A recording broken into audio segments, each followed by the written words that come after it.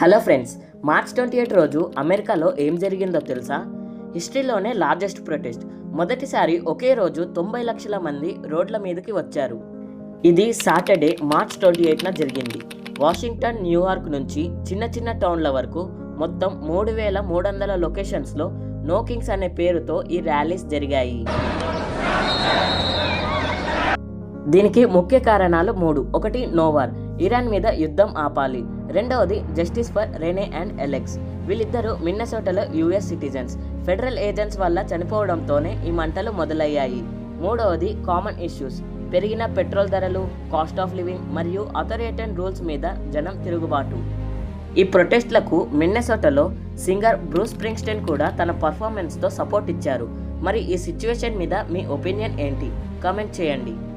మరిన్ని interesting updates కోసం మా ఛానల్ను సబ్స్క్రైబ్ చేసుకోండి.